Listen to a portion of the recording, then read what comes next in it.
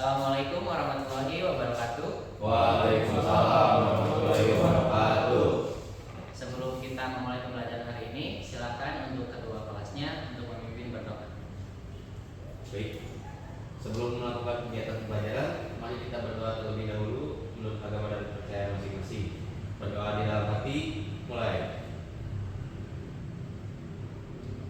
Selesai. Oke, anak-anak. Sebelum kita memulai pembelajaran, Bapak akan cek kehadirannya terlebih dahulu.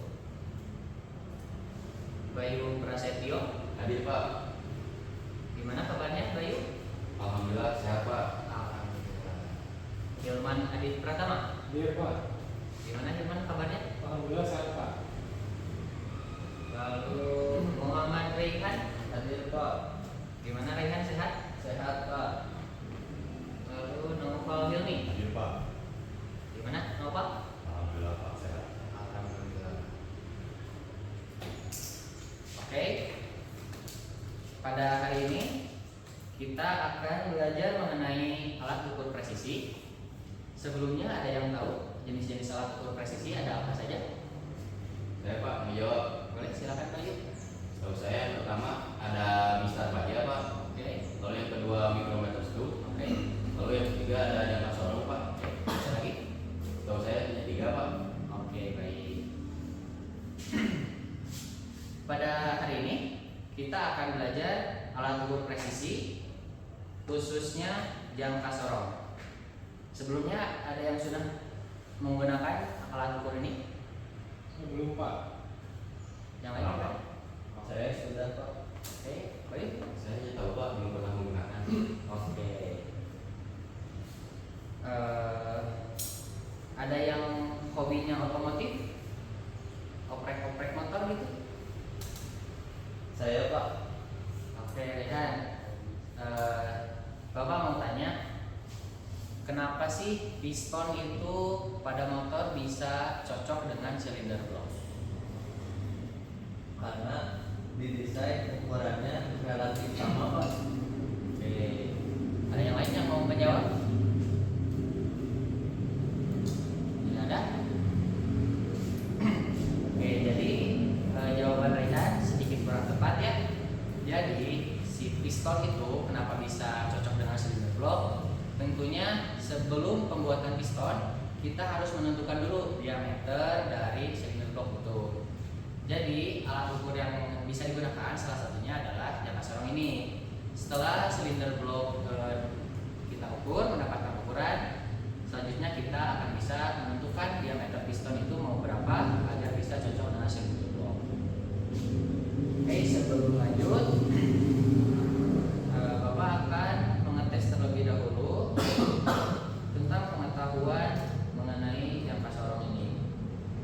Tadi yang sudah pernah Rehan sama Nova ya. Coba Bayu dijawab sebisanya, ini berapa? Ini 72 Pak. 72. 72? Sudah? Segitu aja? Sudah Pak. Oke. Jadi teman-teman, jangka sorong ini tentunya lebih presisi. Kita bisa menentukan angka sampai ke bilangan desimalnya. Oke, teman-teman,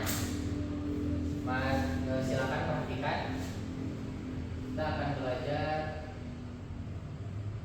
pembacaan alat ukur jangka sorong.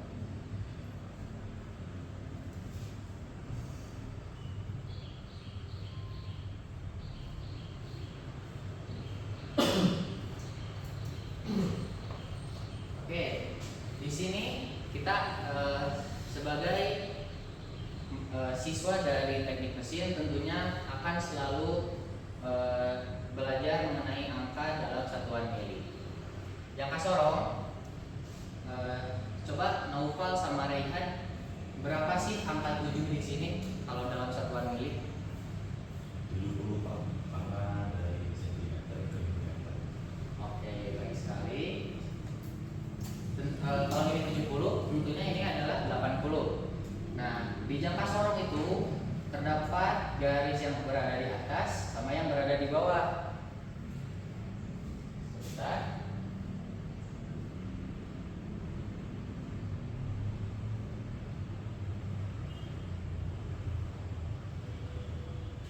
Seperti yang tadi Bapak sudah bilang, jangka sorong itu sangat bisa presisi. Bisa bilangannya sampai ke angka desimalnya. Untuk menentukan bilangan utama, anak-anak perhatikan garis yang berada di atas ini. Jadi untuk mengisi skala utama ini, kalian perhatikan hanya garis yang ada di atas. Lalu untuk bilangan setelahnya atau desimalnya, kalian perhatikan angka dari garis yang berada di bawah ini.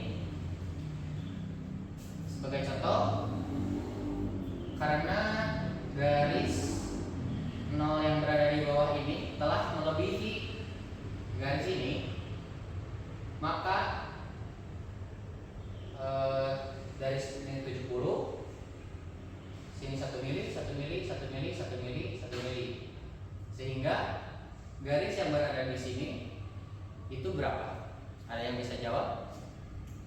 Saya Pak, Boleh kan? karena di situ di 7 dan melebihinya itu berada di garis keempat, jadi 74 Pak. Oke, betul sekali. Kita tulis dulu di sini 74. Lalu untuk mengisi angka desimalnya, kita perlu memperhatikan garis yang berada di bawah. Coba Rehan sudah bisa menjawab lagi?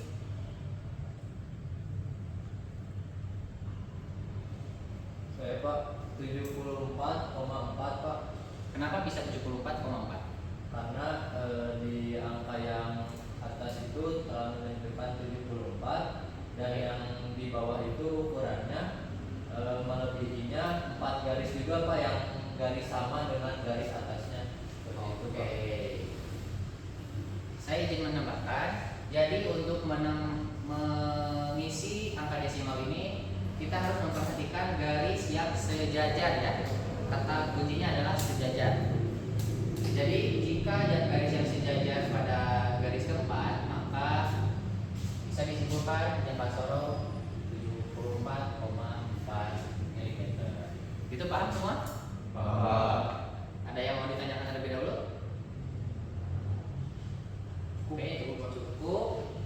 Selanjutnya, jangka sorong ini bisa mengukur untuk bagian ini, lalu bagian ini, dan bagian ini.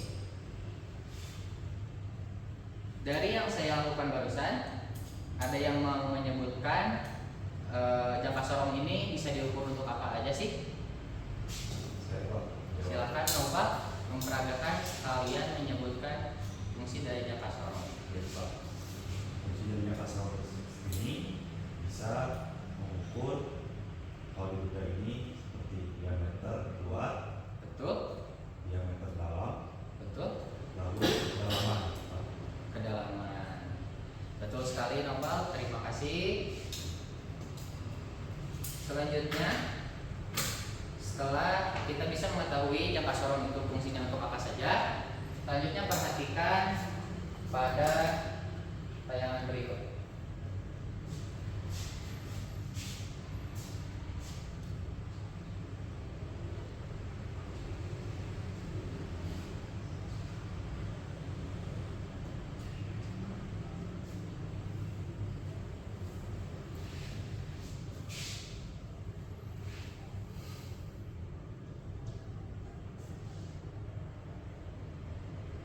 Oke.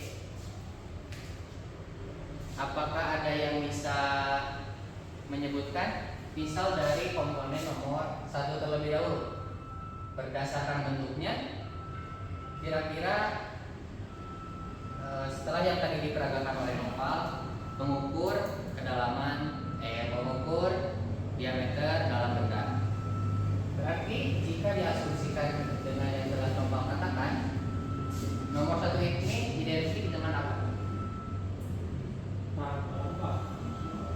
Rahang dalam. Oke, dari sini terlebih dahulu. Berarti untuk nomor 1 adalah E.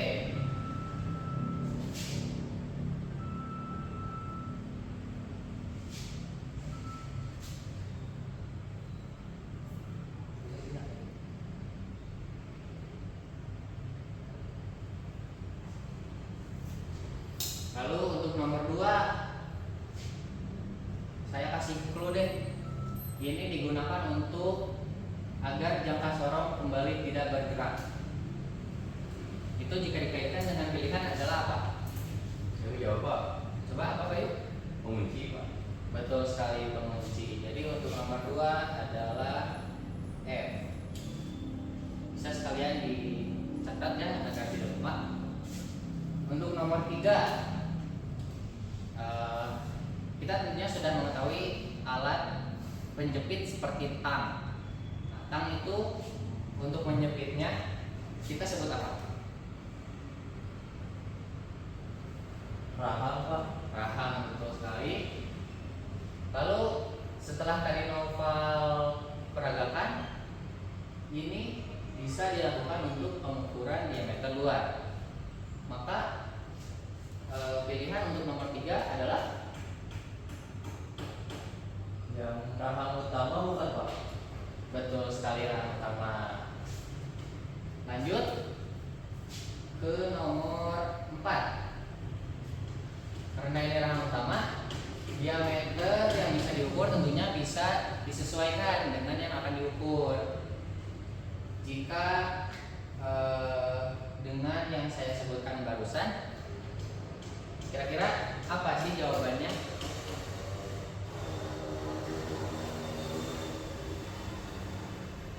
Saya Pak, Oke, kan? sebelumnya sempat baca-baca juga Pak, untuk nomor 5 itu adalah skala Nonius, dan yang nomor 6 itu adalah skala utama Pak.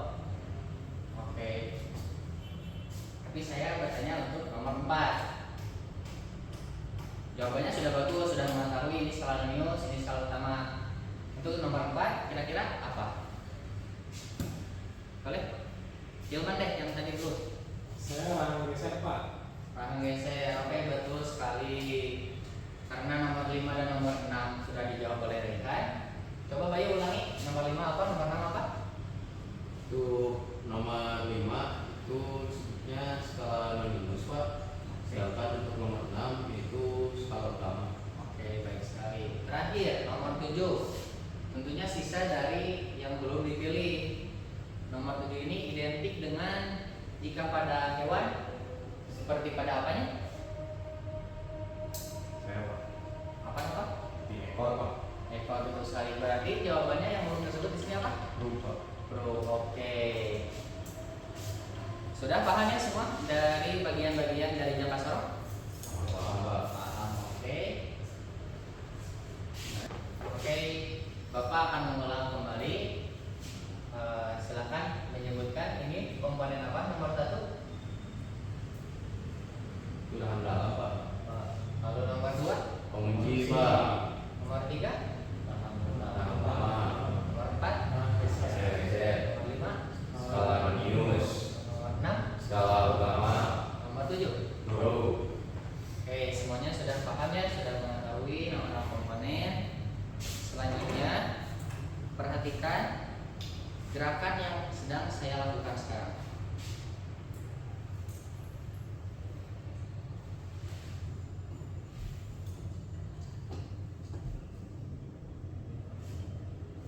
Dari pergerakan yang barusan saya lakukan, ada yang mau menyebutkan apa sih yang telah saya lakukan barusan itu? Saya Pak. Coba Naufal, gimana? Gerakannya bisa dicobakan yaitu untuk mengukur diameter luar. Betul. Lalu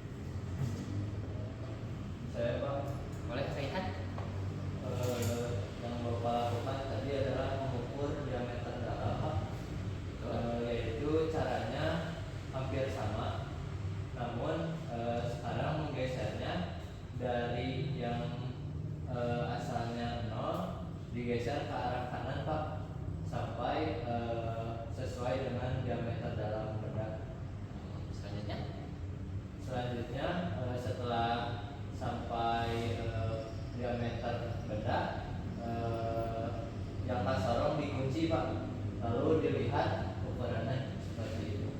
Oke, teman-teman semua paham ya? Apa? Oke, yang terakhir,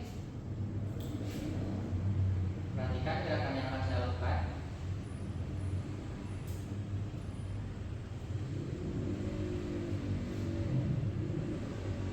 Ada yang bisa menjelaskan yang barusan saya lakukan?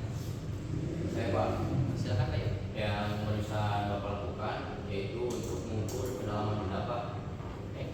Untuk caranya sendiri, yang pertama itu peluknya itu dimasukkan terlebih dahulu sejauh kedalaman benda sampai menyentuh permukaan benda. Oke. Lalu setelah itu dikunci. Setelah dikunci, baru kita baca hasilnya dengan posisi sejajar Pak. Oke. Boleh dibacakan berapa dimensi yang terbaca? Dimensi yang terbaca di sini yaitu 12,2.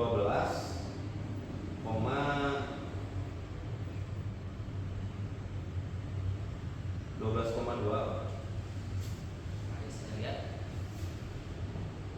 12,2. Oke, berarti Bayu sudah paham. Yang lainnya, Naufal sama Raihan kan tadi sudah bisa ya, sudah membaca. Saya akan coba mengetes ke Hilman. Boleh Pak. Silakan dibaca berapa? Ini 32 mm pas Pak. Betul sekali Hilman. Tidak terkecoh dengan yang akan saya coba lakukan. Oke, teman-teman semua, pembelajaran untuk alat ukur mekanik presisi dengan cepat sorong sudah cukup sampai di sini saja. Ada yang bisa menyimpulkan dari pertemuan kita hari ini? Saya Pak. Mari Hilman.